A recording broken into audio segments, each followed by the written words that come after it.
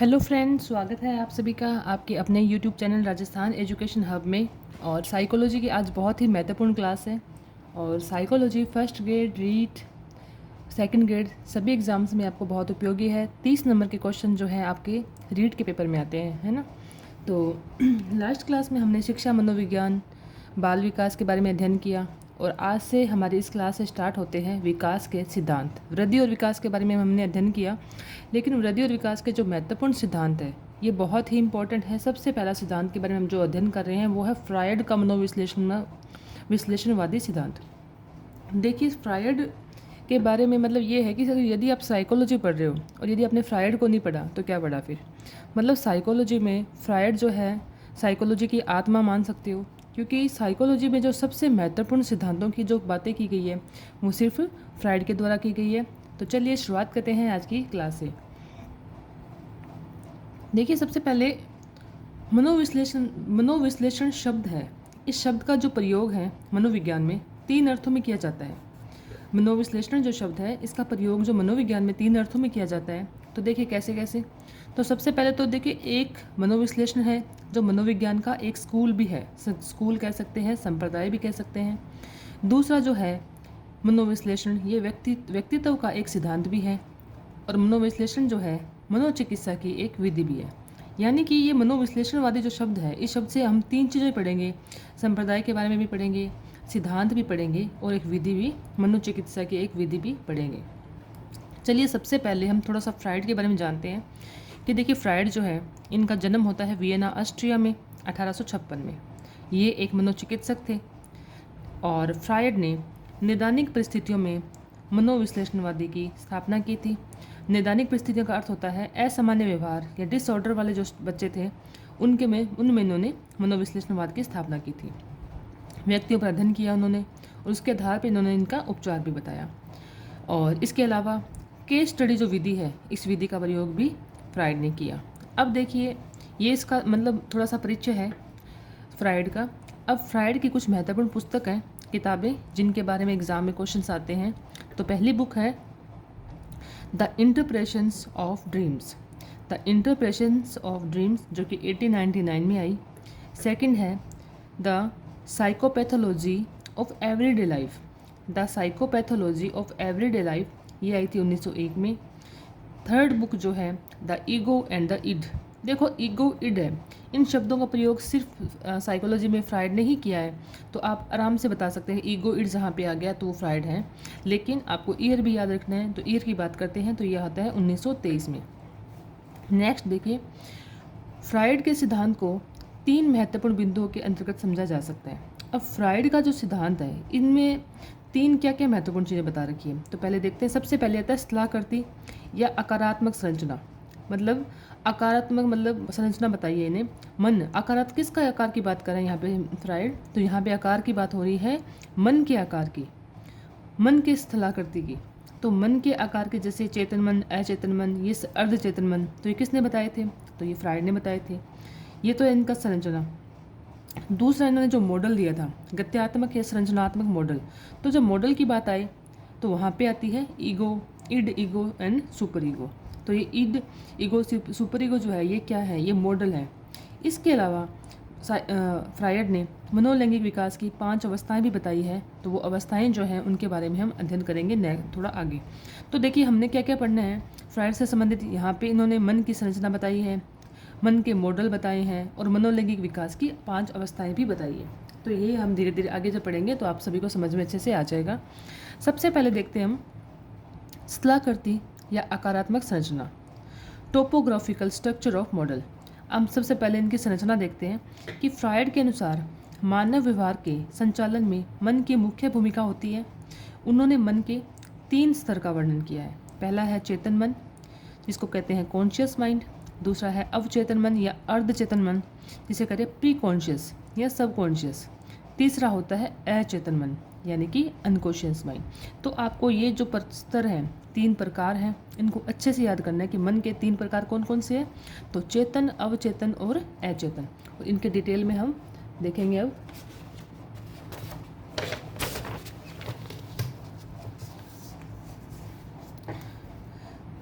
एक डायग्राम से समझिए एक बर्फीला पहाड़ है जिसकी तुलना मन से की गई है। तो मनुष्य के इंसान में चेतन मन जो है, सबसे पहले चेतन मन की बात करते हैं। तो चेतन मन जो होता है सिर्फ 10% ही होता है, जैसे वर्तमान समय जो चल रहे हैं, यानी कि तात्कालिक अनुभवों से संबंधित। जैसा कि अभी जैसे मान लीजिए हम जो अध्ययन कर रहे हैं, अब आपका जो कॉन्शियस माइंड है कि कितना कॉन्शियस माइंड से आप मुझे सुन रहे हैं या पढ़ रहे हैं, तो जितना पढ़ रहे हो ना वो सिर्फ आपका 10% ही है। यानी कि सिर्फ आप 10% मन से ही आप यहाँ पे जो पढ़ रहे हो, जितने अवेयर हो, जितने आपके कॉन्शियसनेस जो आ रही है, वो है आपका चेतन मन। यानी कि आप जितना पढ़ रहे हो उसको ढंग से पढ़ रहे हो, तो वो सिर्फ 10% है। और हमें लगता ये है कि हम 100% जो है हमारे जो अध्ययन करते हैं, तो उस वक्त 100% हमारा चेतन मन कार्य कर रहा है। नहीं, हमारा सिर्फ 10% ही चेतन मन कार्य करता है। दूसरा देखते हैं अवचेतन या अर्धचेतन। ये ना तो पूर्णतः वो चेतन होता है और ना ही ये अचेतन होता है, यानी कि दोनों के बीच की स्थिति होती है। इस स्तर पर वे अनुभूतियाँ होती हैं जिनसे व्यक्ति वर्तमान में अवगत नहीं रहता, परंतु थोड़ी कोशिश करने पर वे अनुभूतियाँ चेतन में लाई जा सकती हैं। यानी कि जैसे मान लीजिए क्लास में कोई बच्चा पढ़ रहा है, उसका ध्यान कहीं और है, आप उसको डांटेंगे तो थोड़ा सा अपने माइंड पे कि हम बताओ क्या पढ़ा रहा हूँ, तो वो थोड़ा सा अपने माइंड पे प्रेशर देगा, तो शायद कुछ वो थोड़ा बहुत बता देगा। तो जो मतलब ये है कि उसको पता तो नहीं है वर्तमान में क्या हो रहा है, उसको नहीं मालूम, लेकिन वो थोड़ा सा यदि माइंड पे अपने प्रेशर लगाता है तो थोड़ा सा वो चीज़ें कोशिश करने पर वो आपको बता सकता है। तो वो होता है अवचेतन मन, यानी कि न तो पूर्ण चेतन होता है न अचेतन होता है, मतलब मन के बीच की स्थिति होती है। अब बात करते हैं अचेतन मन। अचेतन मन कौन सा होता है? इसमें वे विचार तथा इच्छाएं होती हैं जिनका स्वरूप कामुक, असामाजिक, अनैतिक और घृणित होता है। पूर्व अनुभव हिंसात्मक। इसके अंतर्गत इसके अतिरिक्त दर्ददायी, पीड़ादायी स्मृतियाँ भी होती है। ऐसी इच्छाएं सामाजिक बंधनों के कारण पूरी करना संभव नहीं होता। इन्हें चेतन से अचेतन में दंबित कर दिया जाता है। फ्रायड ने तीनों में सर्वाधिक महत्वपूर्ण माना है अचेतन मन। देखिए अचेतन मन क्या है? अचेतन मन वो होता है जिसमें मान के चलिए हमारे मन में बहुत सारी चीज़ें होती हैं जो कभी नैतिक तो नहीं हो सकती, जो चीज़ें हम मतलब पूरी कर नहीं सकते, असामाजिक ही होगी। कुछ बुरी चीज़ें ही मनुष्य के मन में होती है, वो कामुक भी हो सकती है, सामाजिक असामाजिक भी हो सकती है कि समाज के विपरीत कुछ ऐसा अनैतिक हो सकता है। जितनी भी नेगेटिव चीज़ें जो होती है वो सारी हमारे अचेतन मन में ही होती है, लेकिन हम समाज के डर से, परिवार के डर से, लोक लाज की वजह से हम क्या करते हैं, उनको पूरी नहीं कर पाते हैं और वो कहीं ना कहीं हमारे अचेतन मन में जाके दंबित हो जाती है। ठीक है, तो ये होती है अचेतन मन। और ऐसा मन देखो कितना होता है, 90%। ये फ्रायड ने बताया है। तो अब इस डायग्राम को हम समझते हैं कि देखिए चेतन मन कितना बताया उन्होंने, तो चेतन मन बताया था 10%। ये अचेतन मन जो होता है ये होता है 90%, और अवचेतन जो होता है ये है चेतन और अचेतन के बीच की अवस्था। तो ये आपने ध्यान रखना है। अब देखिए इसके अलावा फ्रायड ने कुछ मूल प्रवृत्तियाँ बताई हैं, जो एक है जीवन मूल प्रवृत्ति, दूसरी है मृत्यु मूल प्रवृत्ति। जीवन मूल प्रवृत्ति जिसको इरोज कहते हैं, लाइफ इंस्टिंक्ट्स एरोज। इरोज जो इरोज है वो है जीवन, और द थेनेटोज जो होती है उसका संबंध होता है मृत्यु मूल प्रवृत्ति से। मृत्यु मूल प्रवृत्ति को इंग्लिश में कहते हैं थेनेटोज, और जीवन से संबंधित है इरोटोज। तो जीवन मूल प्रवृत्ति को इरोज कहते हैं और मृत्यु मूल प्रवृत्ति को थेनेटोज कहते हैं। सबसे पहले तो हमें ये याद रखना है। तो जीवन मूल प्रवृत्ति क्या होती है कि व्यक्ति को अपना जीवन जीने के लिए आशावान बनाना, कि पॉजिटिवली हमें आगे बढ़ाना ज़िंदगी में जीने के लिए। इसमें आता है लैंगिक मूल प्रवृत्ति ना, सेक्सुअल इंस्टिंक्ट्स जो आता है, जिसका अर्थ मतलब होता है संतति बढ़ाना, और ऊर्जा जो होता है इस पे बल दिया गया है लिबिडो पे। ठीक है, कि जीवन जीने के लिए आशावान बनाना है। इसमें इंपॉर्टेंट पार्ट आता है लैंगिक मूल प्रवृत्ति का, जिसका मतलब उद्देश्य होता है संतति बढ़ाना, और ऊर्जा जो है इसमें लिबिडो जिस पे बल दिया गया है। ठीक है, अब मृत्यु मूल प्रवृत्ति क्या है? इसको थैनेटोज कहते हैं। सबसे इंपॉर्टेंट थैनेटोज और इरोज, इन दोनों का आपको अर्थ पता होना चाहिए ना। देखिए कि व्यक्ति के जीवन के प्रति विरक्ति तथा विनाशकारी व्यवहार को संचालित करने का आधार बनाती है, कि मनुष्य में कुछ नेगेटिव करवाने के लिए जो कार्य करने के लिए जो होता है, जो मूल प्रवृत्ति होती है नेगेटिव या बुरा करवाने के लिए, तो वो होता है थैनेटोज। जैसे इसका आधार है, जैसे हिंसा, क्रोध, ईर्ष्या, अवसाद, ये सभी जो हैं ये आते हैं मृत्यु मूल प्रवृत्ति में, थैनेटोज में। और लैंगिक मूल प्रवृत्ति जो है, सेक्सुअल इंस्टिंक्ट्स जो आता है, ये आता है जीवन मूल प्रवृत्ति में। जीवन पॉजिटिव है, मृत्यु मूल प्रवृत्ति जो होगा इसमें नेगेटिव होगा। तो इस तरह से हमने मूल प्रवृत्ति में भी दो पार्ट पढ़ लिए, जीवन मूल प्रवृत्ति और मृत्यु मूल प्रवृत्ति, जो कि हमें फ्रायड के द्वारा पता पड़ा। अब देखिए सामान्यतः दोनों प्रकार की मूल प्रवृत्तियों में एक संतुलन रहता है तथा जीवन मूल प्रवृत्ति की सक्रियता मृत्यु मूल प्रवृत्ति में अधिक होती है। यानी कि दोनों के अंदर बैलेंस है, और जो जीवन मूल प्रवृत्ति जो है ये एक्टिव ज़्यादा होती है, और मृत्यु मूल प्रवृत्ति जो है इससे ज़्यादा होती है। ठीक है, अब यहाँ पे आती है अचेतन की विधियाँ, कि भाई अचेतन मन जो है इसको जानने की विधियाँ भी हैं, जो कि फ्रायड ने बताई है। देखिए ये बहुत इंपॉर्टेंट है, विधियाँ पूछी जाती है, 3 विधियों के नाम दे देंगे और एक कोई और यहाँ पे बीच में और डाल देंगे, तब आपको पूछेगा निम्नलिखित में से अचेतन मन की विधि कौन सी फ्रायड के अनुसार नहीं है, तब आपको ध्यान रखना। तो सबसे पहले आपको नाम पता होना चाहिए, स्वप्न विश्लेषण, मुक्त साहचर्य विधि, तीसरी आती है सम्मोहन विधि। तो सबसे पहले अध्ययन करते हैं स्वप्न विश्लेषण के बारे में, मतलब स्वप्नों का विश्लेषण करना, कि कोई मनुष्य के बारे में हमें अध्ययन करना है तो उसका स्वप्न है, उस सपनों का विश्लेषण करेंगे कि इसके मन में क्या चल रहा है ना।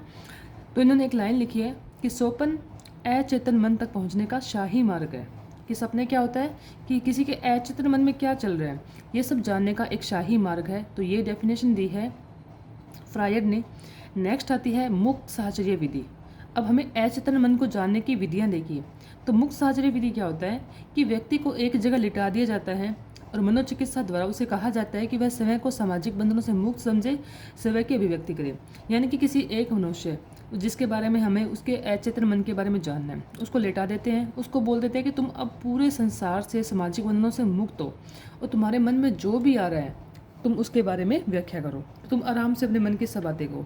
तो उसे कहते हैं मुक्त कर देते हैं उसे साहचर्य विधि। तो ये हो गया स्वप्न विश्लेषण का, सपनों का व्याख्या करना। मुक्त साहचर्य विधि में क्या था कि उसको सामाजिक बंधनों से मुक्त करके उसे अभिव्यक्ति करवाना। तीसरा आता है सम्मोहन। सम्मोहन होता है जो हाइपोनेसिस जो करते हैं, आपने देखा होगा फिल्मों में, टीवी में, वो एक पेंडल सा होता है जिसको सामने से ऐसे हिलाते हैं, हिलाकर उसको खुद के वश में करते हैं। और वश में करने के बाद में क्या होता है, वो ऐसी सिचुएशन में होता है कि वो ना तो होश में होता है ना बेहोशी में होता है। और पुलिस में भी आजकल ये चीज़ें बहुत ऐसे टेस्ट बन रहे हुए हैं जिसके द्वारा जो होते हैं क्रिमिनल जो होते हैं वो उनको उकलाने के लिए, उनसे सच्चाई जानने के लिए ऐसी बहुत सारी विधियों का प्रयोग किया जाता है। तो वो होती है सम्मोहन विधि या हाइपोनोसिस जिसको कहते हैं। अब देखिए ये 3 विधियां पढ़ ली हमने अचेतन की विधि। अब अचेतन के अस्तित्व के प्रमाण क्या क्या है। तो पहला है slip of tongue, slip of pen, स्वप्न, निद्रा संबंधी विकार, भूलने की प्रवृत्ति, असामान्य विवाद। भाई किसी के अचेतन मन के बारे में हमें प्रमाण कैसे मिलता है, तो उसको जानने का क्या है कि भाई जो जिसकी भी ये समस्या होती है उसमें क्या है कि उसकी टंग जो होती है स्लिप होती है बार बार, पेन रहता है, स्वप्न के बारे में, निद्रा संबंधी विकार, जिसको सोने संबंधी बहुत सारे विकार होते हैं जिसे सोमनाबुलिज्म कहते हैं। अब देखिए सोमनाबुलिज्म किससे संबंधित है, तो कहेंगे निद्रा संबंधी।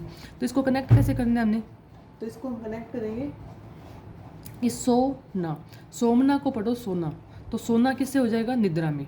तो इसको ऐसे कनेक्ट कर लेना। भूलने की प्रवृत्ति होती है उनमें, असामान्य व्यवहार करते हैं। तो इस तरह से हमने अचेतन के अस्तित्व के प्रमाणों के रूप में हमने पढ़ा slip of tongue, slip of pen, sorry pen की स्पेलिंग गलत है यहाँ पे जस्ट वेट,